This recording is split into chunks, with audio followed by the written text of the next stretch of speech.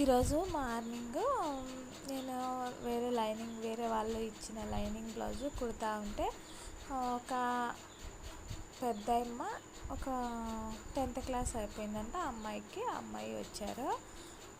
వచ్చి లంగా ఓని కుడతావా అని అడిగింది.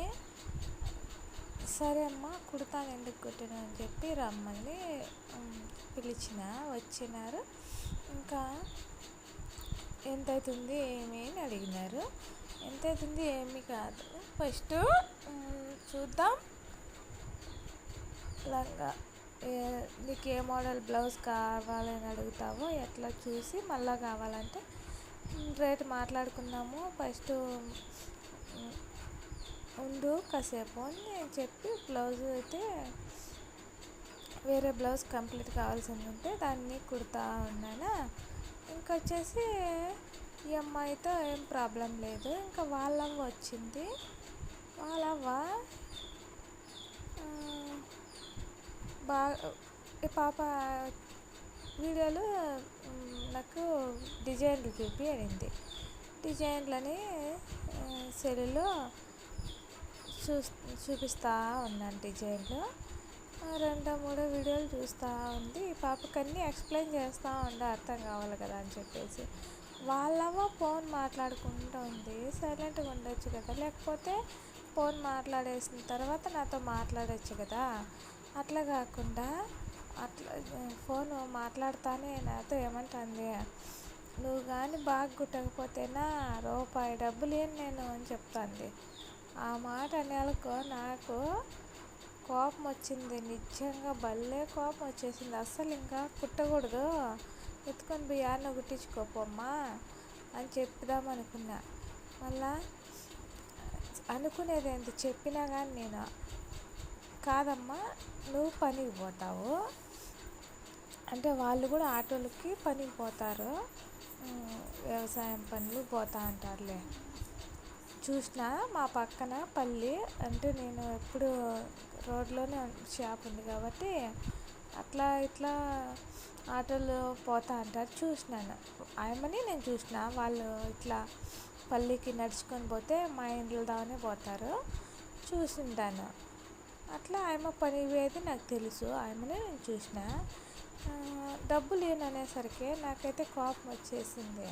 ఎత్తుకొని బొమ్మ నేను కుట్టినాను, నాకేం అంత అవసరం లేదు, వేరేవి ఉన్నాయి కుట్టుకునేటివి నేను కుడతాను, కానీ నువ్వు పోయి ఆడ కుట్టించుకోపో, డబ్బులు ఏనంటావు, నువ్వు ఒక పనికి పోయేదానివే పనికి పోతావు, నువ్వు పని సక్రంగా చేయలేదని చెప్పేసి డబ్బులు ఏమనంటే ఊరికని ఉంటావా అని చెప్తే, ఎందుకుంటా ఊరికే మేము కష్టపడిండలేదా అనింది.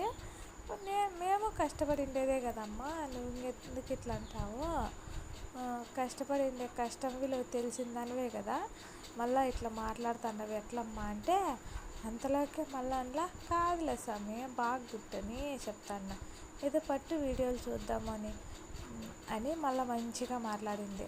మళ్ళీ సరేలే అని చెప్పేసి ఇంకా ఆ పాప మా నీకు తెలీదు ఉండు అని చెప్తా ఉంది. అయినా వినలే అమ్మ. ఇంకా పాప కోసమైనాక అమ్మకు తెలియదు లేక నేను మాట్లాడుతాను కదా అని చెప్తే సరే అని చెప్పేసి ఇంకా వచ్చిన కస్టమర్లని వెనక్కి పంపించకూడదని చెప్పి నేను సరే అని తీసుకొని కుట్టించినాను. ఇంకా పాప వచ్చేసి పార్ట్నెక్ బ్లౌజు యూట్యూబ్లో చూసి పార్ట్నెక్ బ్లౌజ్ గుట్టక్క ఇట్లా గుట్టు అని చెప్తే బ్యాక్ ఓపెన్ పెట్టమనింది. సరే అని చెప్పేసి బ్యాక్ ఓపెన్ బ్లౌజ్ అయితే కుట్టేసి అదైతే షార్ట్స్లో పెట్టినాను, చూడండి ఆ వీడియో చూడని వాళ్ళు ఉంటే కన్నా. తర్వాత ఇది ఇంకా